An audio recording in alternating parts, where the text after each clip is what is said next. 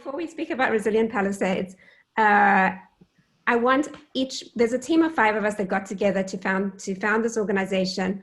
And we'd like to introduce ourselves. And I'll start. My name is Ingrid, and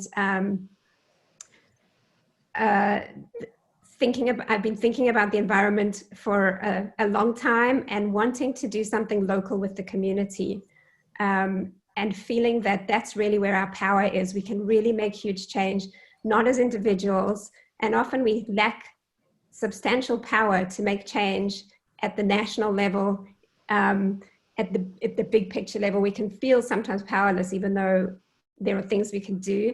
But when we get together as neighbors and in community, we can make real change in the way that we live our lives, and we can make it in a way that's actually fun and brings us together and builds relationships, so that it's not a lonely enterprise, that it's something that we're doing together to both improve our world, but also to improve our relationships and our lives. And so I'm really excited about this group, and I hope that you'll all want to get involved.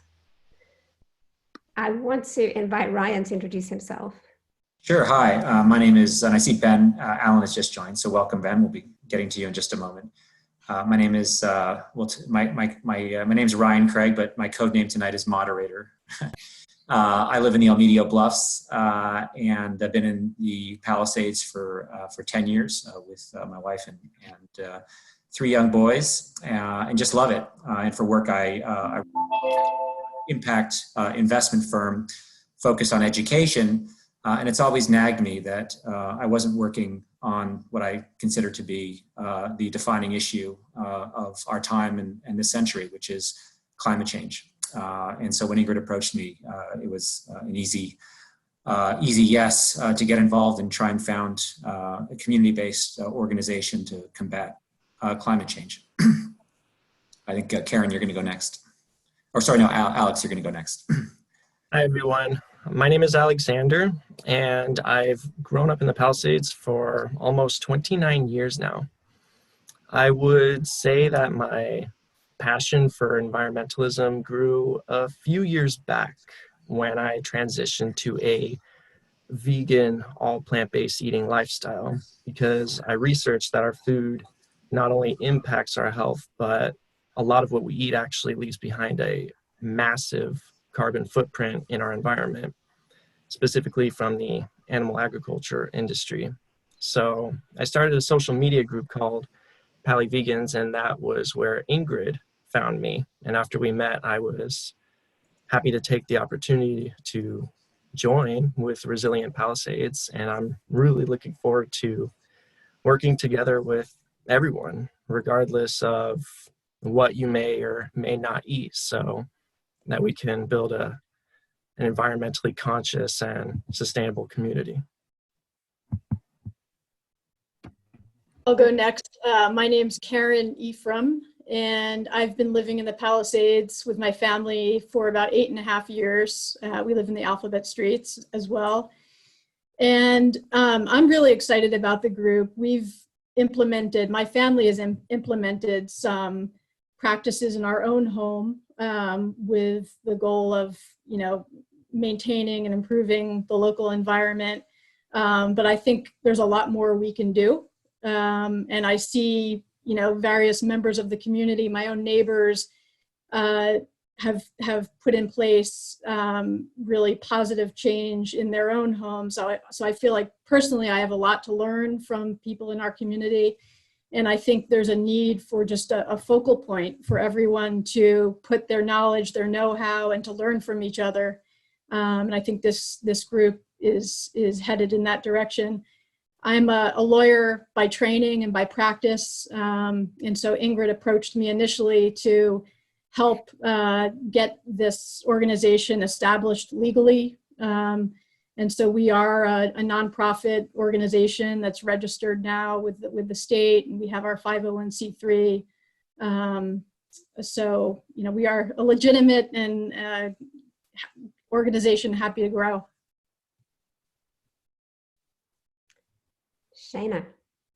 Hi, my name is Shayna Samuels. I grew up in Santa Monica. I went to high school with Ben Allen. I'm married to Joe Willis, who I also went to high school with, who also went to high school with Ben Allen. And Joe would say, like, I had Spanish with Ben. So,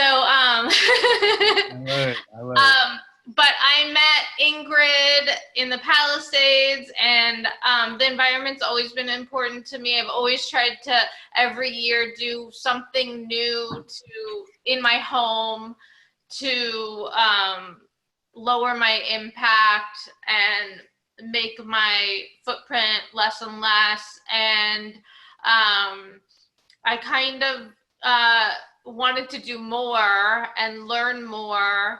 And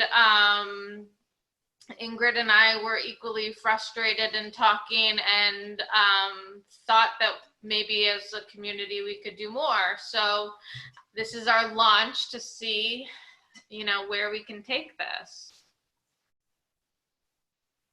Thank you. Thank you all. So now I'm going to just say a few words about what we're about, and then hand over to and then introduce Ben Allen and hand over to him. So a little bit about Resilient Palisades. Really, the goal is very simple, which is to bring all of us together, Palisadian neighbors, to address climate change and environmental degradation. And the way we want to do that is to learn together as a community, what are the issues and what should we be doing to make changes at home and in the community, and to advocate as a community for policy and legal changes that can make changes at the wider level. And I think we have so much power as a community in all of these areas. So just some ideas to give you an idea of the kinds of things that we've batted around. We could do things with solar power. We could help people learn about installing their own solar. We could advocate for solar-friendly policy. We could look at community solar opportunities. Food. Alex has already spoken about the needs to provide more opportunities for reducing consumption of animal products, buying locally and organic, and having possibly ways to share the food that we grow. Waste is a huge issue in our community. I just had a little altercation with the manager of Gelson's today about the plastic bags. When the checkout person insisted on giving me a plastic bag, even though I said I didn't want one. So there's really a huge low-hanging fruit with our local stores to make a difference there. And transportation, some of the issues are going to be really big and difficult, but I don't think that should be a reason for us to shy away from them. So in terms of the big questions, let's not be afraid of thinking of really big ideas and things that we could do if we all came together. What about a community garden, some kind of produce share program? What about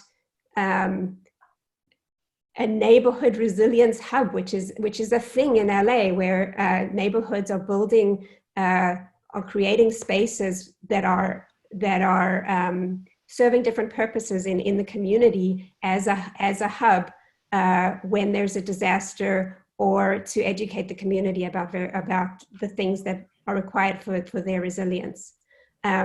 What about a virtual solar power plant? It's never been done in a community like ours, but there is such a thing, and it could be done. So from the low-hanging fruit of figuring out the plastic bag issue at Gelson's to really, really big projects, we think there's so much to be done. And the limit is just the number of people and the energy of the people who come forward and say, I want to do this, let's get involved. Let's make a committee, let's research this, and let's get something off the ground. With all of that said, everybody's thinking right now about the election, and the election. And so we're also thinking about, well, what can we do right now that's going to address what we stand for and help with the election? And one of the ideas that we've had, if people are interested, is there's a wonderful nonpartisan organization called the Environmental Voter Project that calls environmentalists and tells them about opportunities to vote. And these are people who have been identified as environmentalists but tend not to vote. So it's a get out the vote effort, and we could do this together as a community. So those are just a few of the ideas. I now want to introduce Senator Allen, who's just come back. We're so grateful for you joining us this evening. And I think should I just read off from the website some of your roles, or would you like to? Everybody knows Senator Allen represents the 26th Senate District, which is our district, and is on the Environmental Quality Committee, among many other committees that he serves. And we've asked him to join us here to talk today about the kinds of things that he's working on that impact what we're interested in. A little bit about ground rules for how this is going to go. Senator Allen will talk for about 15 minutes or so, and we do have everybody on mute because there's a lot of people, and we want we want everybody to be able to concentrate on the discussion, on the presentation. And at the moment, I think you can only chat with the moderator. If you have questions that you'd like to ask that occur to you while Senator Allen is speaking, please feel free to put those questions in the chat to the moderator. Once we open up for Q&A, we'll allow for people to comment to everyone. And as part of those comments, we're asking that you just put questions and not engage in a chat. But then everyone will be able to see the questions as well. So we're just sort of juggling the technology here because we really wanted we didn't want to do a webinar because we really wanted everybody to be able to see who was on the call. So with that, I'm going to hand over to Ben Allen. Well, thank you. I really appreciate it. And it's such a great group of people. I noticed Zev popped on for a bit. I see a lot of the Edmistons who I know, obviously Joe and Shayna. It's great to see some Vikings, Santa Monica High School Vikings on the chat. I don't know if you know, but the Edmistons are actually related to the Salters, and they were a Samuel High family too. So it's all very local. Hey, Joe. Hey, man. I know our moms are hanging out a lot at the synagogue, right? Kehillat Israel. I think they get to chat there. So anyway, I'm actually here in the sweltering heat of Sacramento, where I think we had 103 degrees, and on Tuesday it's supposed to go over 110, which is just ridiculous. So, there's if anyone's denying global warming, bring them over here. But we're in the middle of session right now. We're finishing up at the end of August. We've come back. Of course, the COVID situation has been very strange. But we've been, I've been going into the Capitol where we've been sitting as committees in the full Senate chamber. So we're all separated. We're wearing masks. We're slathering ourselves with sanitizer, and our staff are typically not coming into the Capitol. So it's a very different experience than what I was used to before this crisis began. But it's nonetheless a fascinating time to be doing this work. And I guess what I planned on doing, I suppose, was just giving a very brief introduction about, who I am, and then talk about COVID, because I know that came up, and then let's talk about the environment, because that's obviously something that's a real passion for me and I think for everybody here. I grew up hiking in the Santa Monica Mountains with my dad. When we went to the beach all the time, I just loved our natural environment growing up in Southern California, and we really tried to take full advantage. Got to know nearly every canyon in the mountains, and my dad subscribed to, he was a member of the Sierra Club from when I was a little kid. And I would always go through Sierra magazine. I'd like to read all the articles about environmental politics. That's what interested me. And so here I am now, chairman of the Environmental Quality Committee and also chair of our Environmental Caucus, which is a group of legislators who are environmentally oriented. From my perspective, it's such an important topic. It's such an important cause. The Capitol here is chock full, pre-COVID, is filled with lobbyists and different organizations that are there, all sorts of interest groups that are there trying to advocate for various causes. And I'm always struck by how immensely important and how holistic the impact of environmental policy is on our whole society, and yet how it's hard sometimes to get real traction, even in a state as progressive as California. So it's been a bit of a challenge. Just briefly on COVID, we obviously were able to flatten the curve for a while. Everyone knows this story, and then I think the governor probably reopened a little too fast. We've seen a pretty significant uptick. We've been focused a lot recently on how we can, what we need to do to stop the ongoing surge of hospitalizations. Because portions of our state and local economies were open too irresponsibly, from my perspective, partly as a consequence, we now have to reckon with a pretty different education framework throughout much of the state as the public school year begins. As you know, LAUSD, lots and lots of school districts, charter schools, private schools, Santa Monica, Malibu as well, have said that they're going to keep their campuses closed in the fall. And so that's been disappointing and, quite frankly, humbling news. It really does remind us that we're in the middle of this marathon, and I think we really need to pace ourselves for what's likely to be a continuing cycle of phased reopening and closing to adapt to future outbreaks. I just was watching a PBS NewsHour. They had Anthony Fauci was interviewed this evening, and he was saying that people were saying, well, Judy Woodruff was asking him if he thought, I guess there was some science pundit who had suggested that this thing could go till 2024, and he said, no, I think it's going to go till the end of next year. That was what he said, which my wife and I sighed because it's not fun. It's not fun dealing with COVID on so many levels, but it just it reminds us that we have to stay vigilant. And the sad thing is,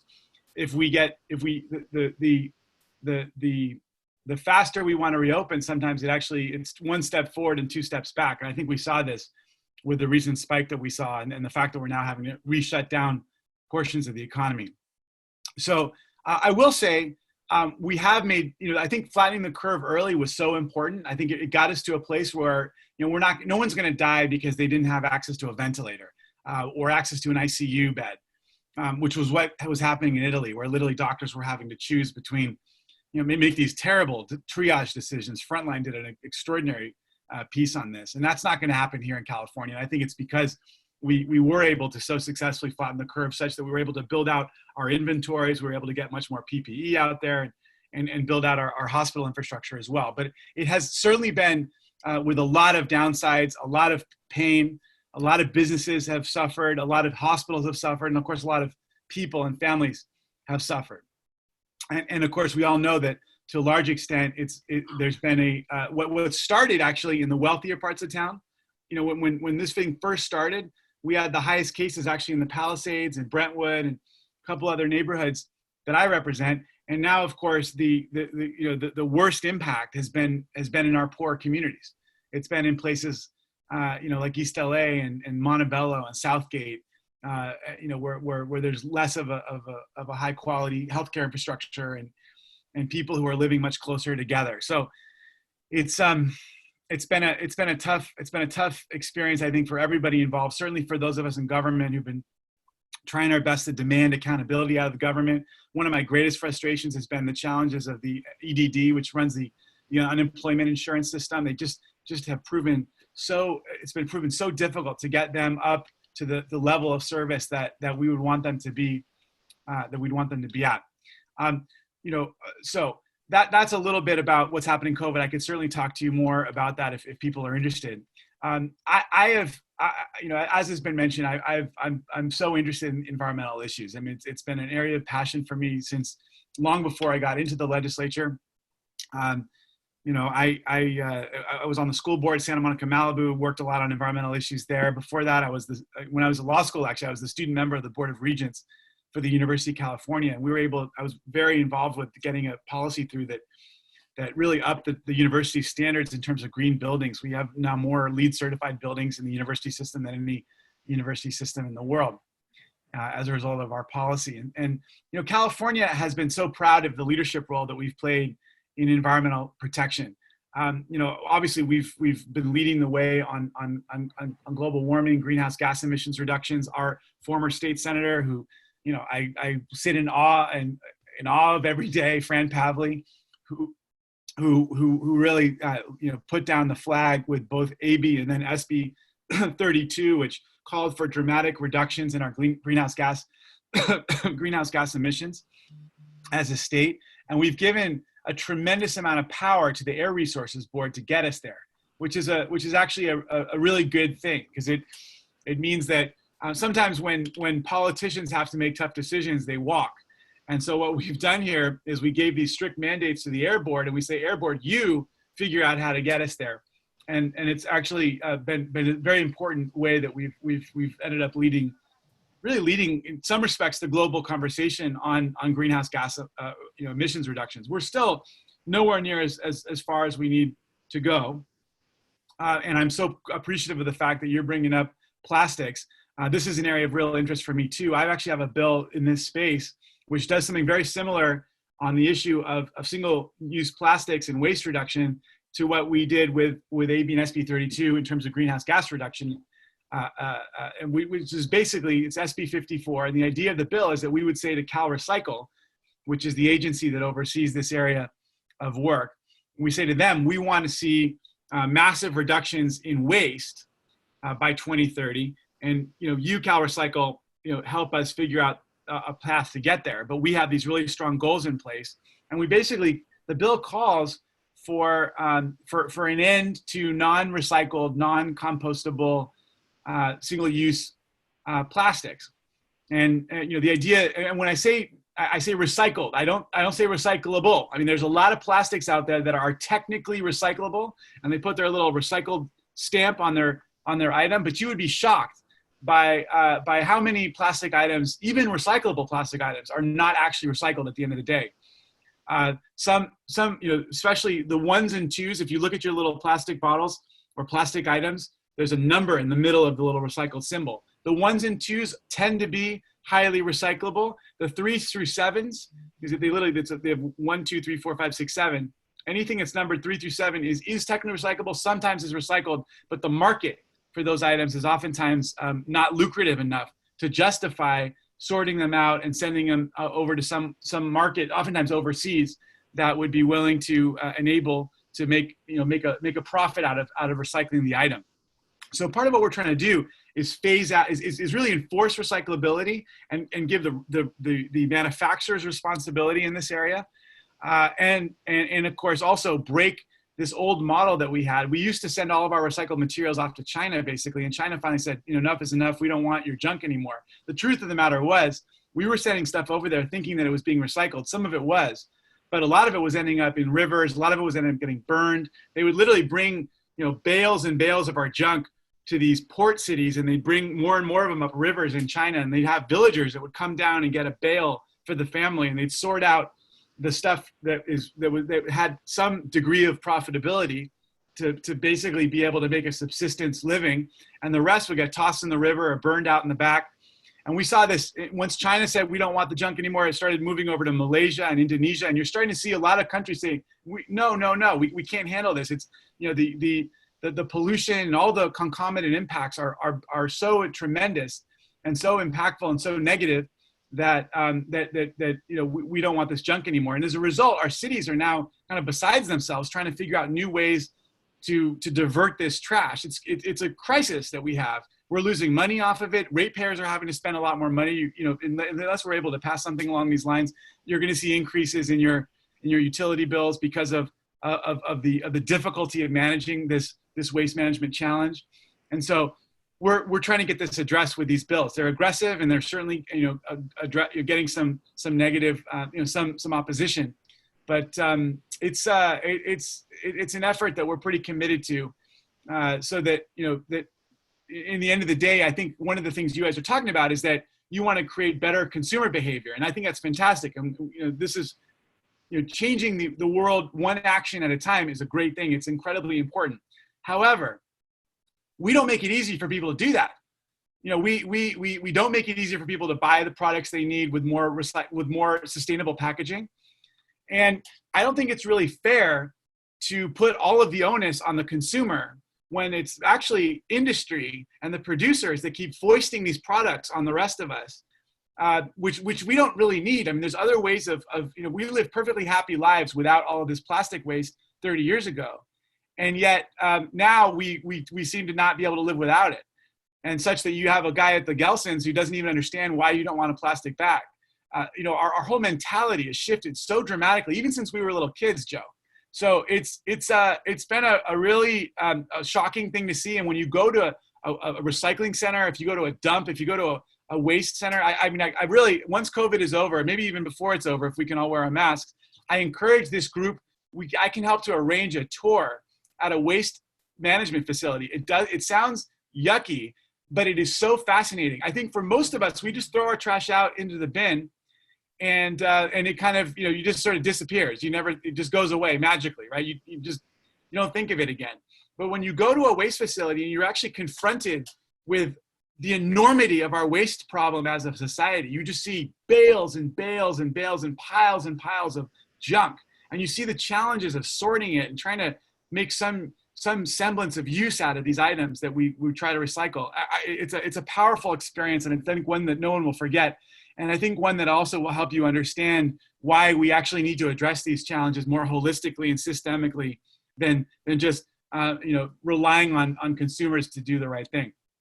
So that's one thing I'm working on. I've been working on a bond that would seek to provide funding for climate change mitigation, everything from reducing climate impacts such as urban heat island effect and improving, restoring and protecting impacted watersheds and waterways and wetlands.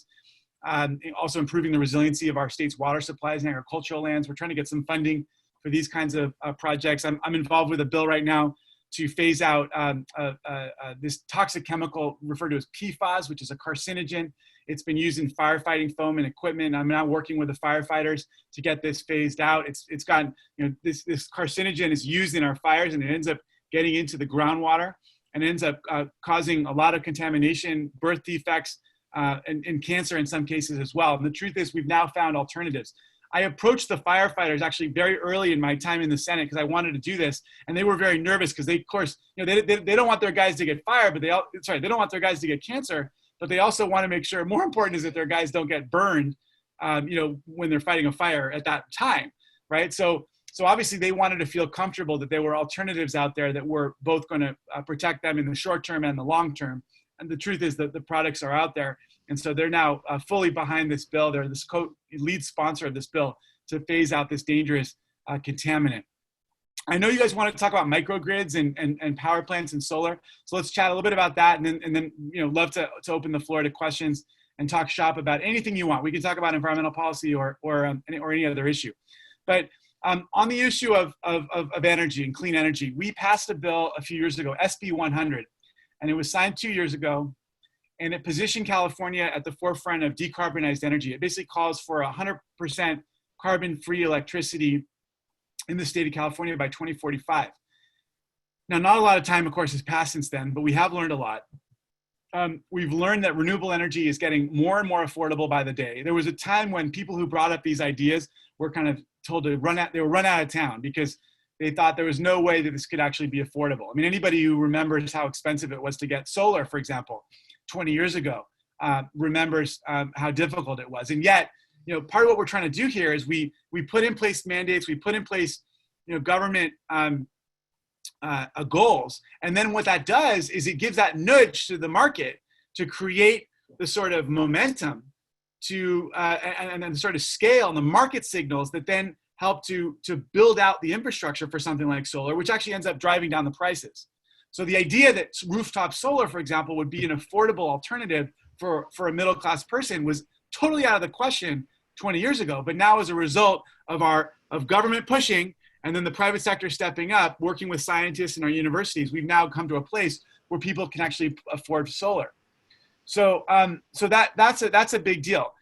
Now, of course, we've got some really exciting things. I mean, New York wants to beat us, right? They want to get to 100% carbon-free electricity by 2040. Now, Joe Biden is talking about doing it by 2035.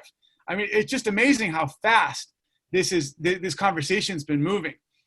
Very exciting, and I certainly will say that you should all be proud as Californians that by planting our flag so aggressively early, we've helped to spark this kind of virtuous race amongst progressive states, and now our progressive candidate for president to set new good standards. Just to give you a sense of the progress we've made so far, in the last decade, California has cut the GHG emissions from our electricity sector by 40% over the last 10 years. That's really, really cool if you think about it. It wasn't an easy thing to do, but we were able to do it. We were able to use more renewables. We're using less coal. We're trying to be as efficient with our energy use as we can. And all these things mean that when you go to turn on your lights or you plug in your electric car, you are putting fewer GHGs into the air than ever before. But it's still not zero.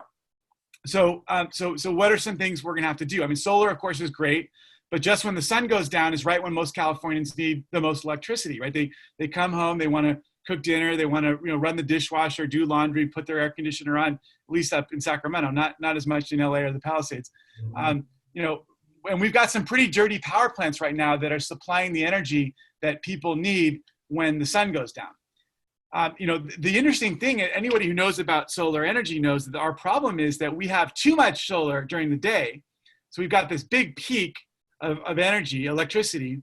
Then there's a severe drop off that happens in the early evening when the sun goes down, and for obvious reasons, right? Like the sun goes down, we don't have solar energy. So we need to increase our storage capacity. That's, of course, an enormous challenge associated with this. One of the things we're looking at right now is this thing called demand response. It's a potential tool. It's basically a suite of measures that empowers consumers to shift their energy consumption, their demand, to help energy managers better flatten the peak and the drop off. So for example, in Sacramento now, they're actually charging us quite a bit more money to use your electricity from 5 to 8. So the idea is that you get lower rates if you forego your energy use at peak times, or you allow an energy utility to shut off your AC, for example. So, things like, why you could time your dishwasher to go, I load my dishwasher and have it go after dinner, but you could time it to go off at midnight once there's much less energy need. And there's no reason why we need to have people running their dishwashers at the same time that people are turning on their air conditioning and cooking, right? So if we had a smarter system, we could actually flatten out the energy use in a way that would actually end up creating a lot less demand for the dirty plants that provide so much of our electricity when the sun goes down. So, we got some technological challenges ahead. We also know that there's a lot of environmental justice challenges that we've got to figure out as well. So I'm happy to talk about any and every issue with you, but I'm so glad to see such a great group of folks who've gotten together to talk shop about doing right by our environment and both thinking locally, but also acting globally. I mean, the fact that you're talking about the elections, the fact that you're talking about politics, it's so important. I mean, at the end of the day, we can do all sorts of wonderful things as individuals, but we can do so much more collectively. And our ability to make change in the policy arena, it cannot be underestimated in terms of its importance. Thank you so much, Ben. I'm going to hand over to Ryan, who's going to field some questions. And I think if you have questions for Senator Allen, please put them in the chat. I'll start off with one. Are you supportive of a solar bill of rights to ensure that Californians who get solar are protected from unfair pricing and disincentives to installing solar power? Yeah, very much. That was SB 288 that Senator Wiener put forward last year. I supported the bill very enthusiastically. I really am looking forward to working with him, again next year if he reintroduces it.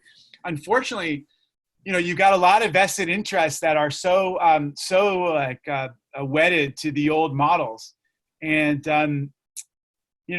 so we're running against an uphill battle a little bit. And I encourage folks to get involved, to the extent that you're Democrats, get involved with the party and start putting more pressure on some of our fellow Democrats who are just a little too in bed with some of the investor-owned utilities and some of their allies, because it's proven to be difficult to make the kinds of changes that we need to make in this area. So yes, I 100% support the Bill of Rights, and that was the bill, SB 288. I hope we can get that reintroduced, but find a path to victory next time.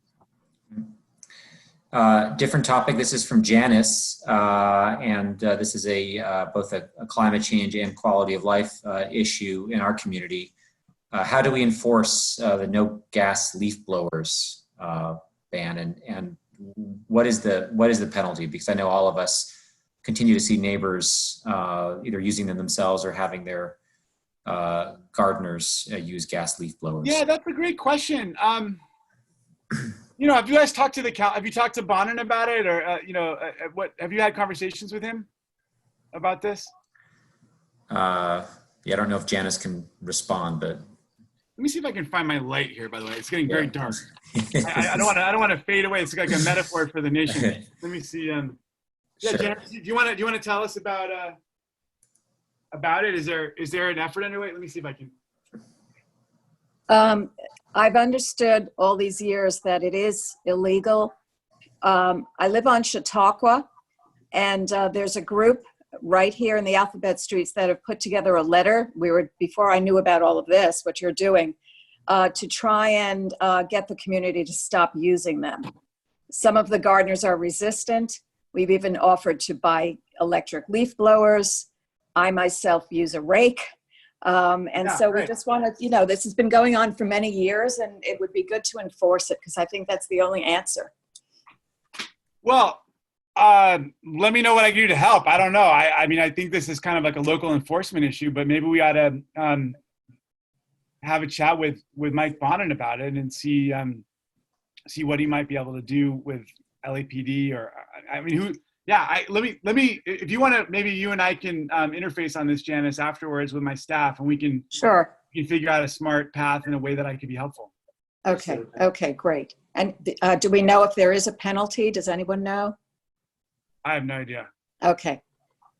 Sorry, I'm just going to try and unmute. I think Pepper raised her hand. Hey, Pepper. Not unmuting you, Pepper. Thank you. Oh, there we go. Go ahead. Hi, Ben. Hey there. The gas blowers have been illegal in the city of LA since 1998. Yeah. And I've met with everybody under the sun. And there's just, the police don't want to do it. But what I was going to ask you is, how would you feel about carrying a bill to ban them statewide? That would make a huge difference. Love to do it. Let me let's take a look at that. Let me see also if there's a way. I mean, it's possible there may be a way to do this through the air board as well. As I say, we've given them so much power. Maybe they could kind of, at the very least, like put really up the pollution, minimums. Well, pollution maximums, I guess, for the leaf blowers. Can you read that? Wait a second. Can you read that? All right, let me. I gotta go on to. Oh, here we go. Okay, what does it say? Oh, I'll just read it. It says, a 6-ton Raptor truck drives 3,887 miles to equal the exhaust of a 2-stroke gas blower being used for a half hour. Yeah, that's crazy. And it's real. All right, let's spend some time on this, guys. I'm definitely interested. Good. Yeah, I'm definitely interested. I can find you. Yeah, no, you sure can. Right, but you folks should know, if people don't know, Pepper is from a very important family, and on a lot of levels. But among many things, her family also is one of the most important protectors of the Santa Monica Mountains in terms of open space protection, and Joe Edmiston, of course, has run the Conservancy for a long time and has been just a phenomenal leader in that space. Thank you for him. Yeah. Thank you. We have another question, which is, I want to know if we can, this is from Shayna, is there a way to enforce the plastic bag ban and have restaurants use compostable takeout containers? Well, the plastic bag ban is back. I mean, as you recall, of course, it doesn't ban all types of plastic bags, unfortunately. There were a couple loopholes that were thrown in there, which, much to my chagrin. But in terms of compostable containers, I mean, that's ultimately what my bill, the bill I talked about, SB 54, would do just that, right? It would ultimately force a phase out of food containers that you get from a restaurant that are not that aren't going to be recycled or composted or reused. So so the answer is I'm working on it. I'm just really hopeful we can get this across the finish line. We came desperately close of getting a substantially similar bill across the finish line at the end of session last year, and ultimately it fell victim to a lot of BS. But we're hoping to get across the finish line by the end of this month. I just have no idea what's going to happen, to be honest. There are just so many interest groups, and a lot of them are trying to use COVID now as an excuse to not, to stop any new environmental regulation. A question about the bag ban is, I know that there's a bag ban, but then they get around it with using the extra thick plastic bags. And so Ralph's and Gelson's, they have like the extra thick plastic bags. Yeah, I mean, that's true, exactly. You're absolutely right. I will say, I mean, you talk to folks who heal the Bay and others, and they will tell you that they have seen a discernible lessening of plastic bag refuse on the beach. And you see a lot less of it I talk to the waste management people, and you see just a lot less plastic bag film ending up in our landfills and our trash dumps and messing up all the recycling systems as well. So all in all, it has absolutely been a positive thing. But there's no question, you're absolutely right, Shana. The industry, as a last minute compromise to get the bill across the finish line, this is before I got in the legislature, they basically allowed for the supermarkets to do those supposedly reusable bags under that argument.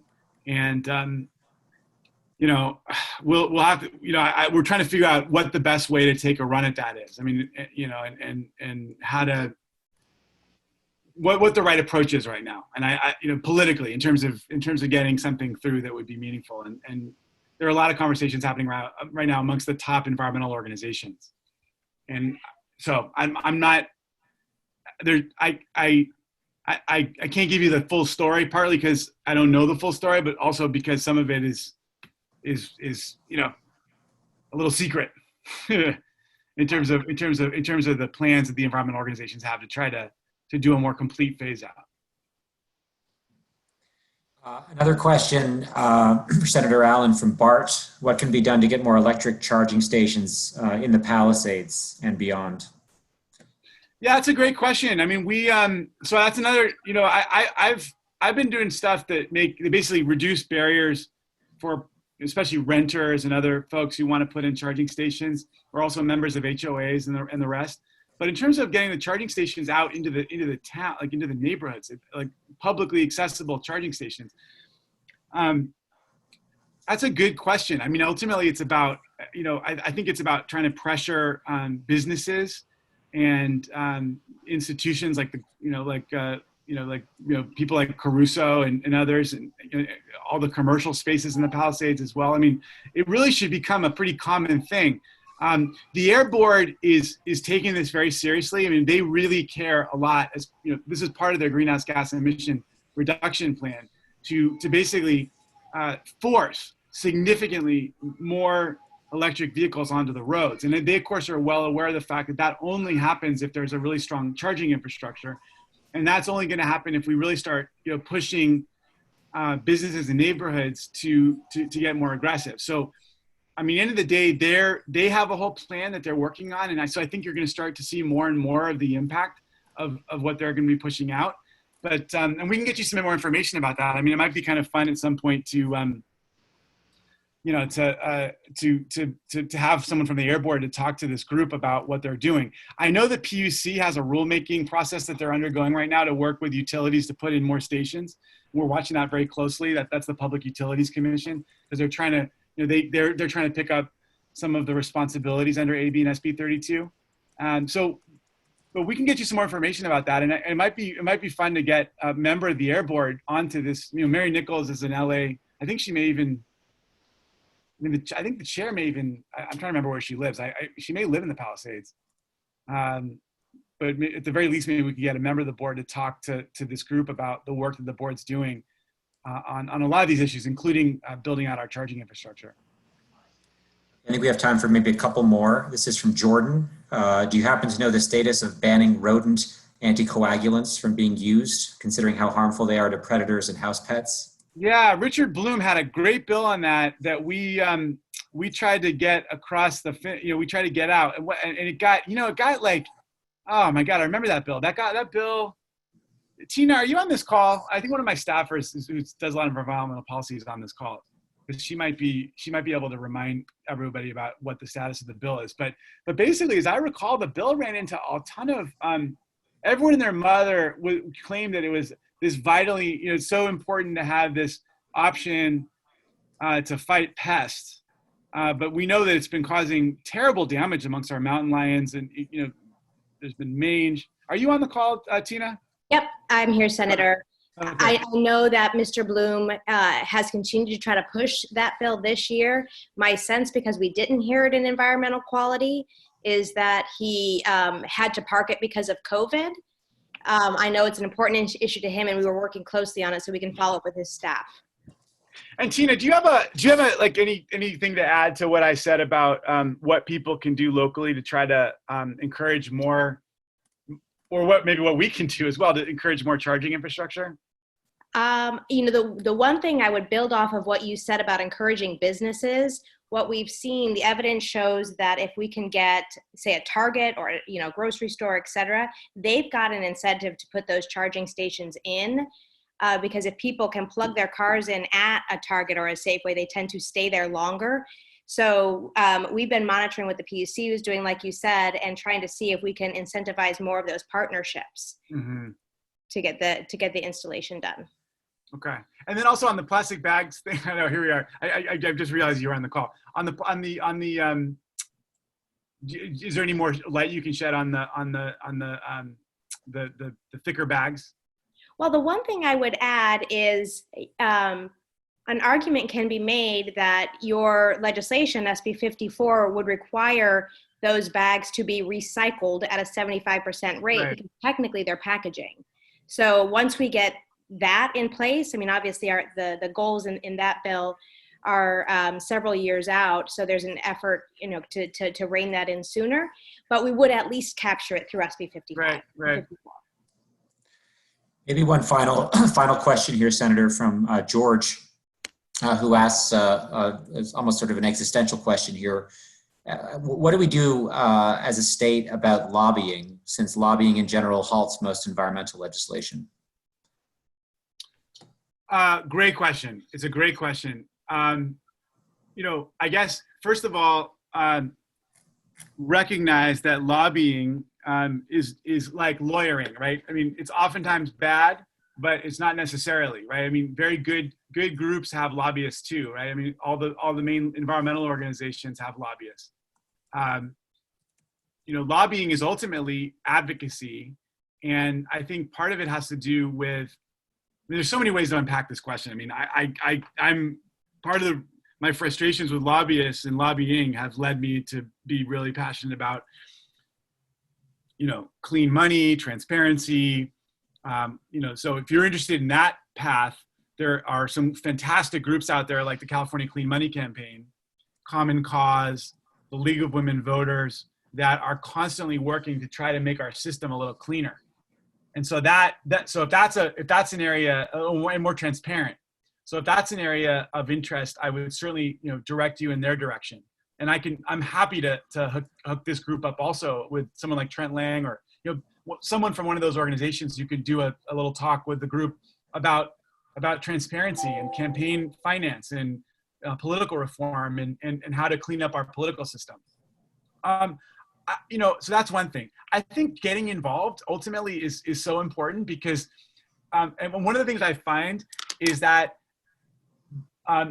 the members of the legislature who come from communities that have very active constituents are much less likely to fall in the trap of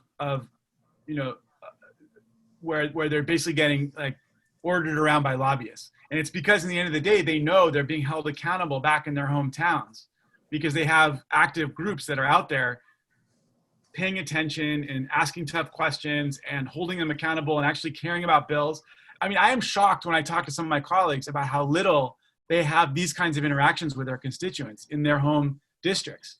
And so when they don't know that people care about, all these bills that we've talked about, for example, like the solar Bill of Rights, it's just too easy for them, if they're not hearing from people back home, to sit down with some lobbyist who's given them their campaign a lot of money, who represents one of these investor-owned utilities, who's going to break down for you exactly why it's such a bad idea for us to expand solar around the state. And so, so some of it has to do with activism. I think, for those of you who are Democrats, I encourage you to get, or Republicans, I just encourage everyone to get involved with their political party, because we need good people within the political party structures who are not beholden to the traditional special interest groups that dominate the two parties, who are literally there to advocate for kind of a people-powered progressive agenda as opposed to a special interest progressive agenda, even if it's, there are special interests on the progressive side who, like labor, for example, has been very problematic on environmental policy. I got to be really frank with everybody on this call, because not all the labor unions, but there are some labor unions, particularly the ones who represent the folks who work for the fossil fuel industry or for the utilities, that have really stood in the way of good policy. I know that someone on this call wanted to ask about AB 345, which is the setbacks bill, which basically requires you can't drill for oil in the middle of communities. Well, the labor fought that. The labor basically killed that bill because of the fact that the oil workers who are represented within within labor. So we need people within the Democratic Party who can push back and stand up for good environmental values. I think we need people who are paying more attention. I encourage people to get to know politicians better, help out with campaigns, get behind causes that you support, and get involved with organizations that you care about. I mentioned Common Cause and California Clean Money Campaign and League of Women Voters on the transparency side. On the environmental side, there's organizations like the Sierra Club, Natural Resources Defense Council, League of Conservation Voters, Waterkeeper, Heal the Bay. The California Native Plant Society. There's lots of great organizations out there that are doing really good work in this area. And they need to be powered. They actually have lobbyists, but lobbyists cost money. And so your dues, when you send in your check to pay, to Natural Resources Defense Council, partly it's paying for a lobbyist to help make sure that there's a counterbalance. There's someone in Sacramento who's out there advocating for the environment and pushing back on some of the industry arguments that are out there.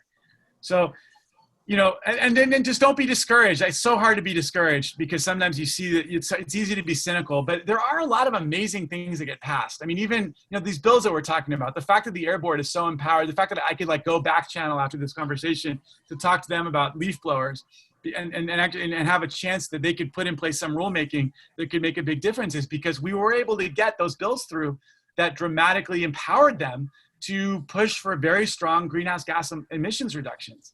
And that's a powerful thing. And so bills like that pass, they don't pass all the time, but they do pass, and they really do help to move, they help to move the envelope, but they only happen because there are people back home who are advocating and pushing and having conversations with politicians and getting to know people's staffs. That's another thing, by the way, get to know the staff. The staff are powerful. The staff, look here, I'm like, they know more than the politicians do almost all the time about their issue areas. And they really do, they play an important role. So that's another thing too. Get to know your local elected officials, their staffs, and just start pushing. I think that's the best antidote I can come up with until we can repeal Citizens United and all of the jurisprudence around it and try to, right the ship. I'm hopeful that if we're able to end this terrible presidency, maybe, certainly, I'm hopeful we'll be able to flip the Supreme Court and start to have a different conversation about campaign finance reform in this country. I actually put the measure on the ballot that called for the voter instruction to fight against, to try to repeal Citizens United. And we were doing it because I think we were hoping that Hillary Clinton was going to win. And that could be used as dicta. It could be used to help momentum in terms of an overturn at the Supreme Court. So that dream is still alive if delayed. And so, we just have to work our hearts out to force some change to our political system in November. and then work afterwards to keep people accountable and keep good people getting reelected and bad people from getting elected. So Great. that's my pitch.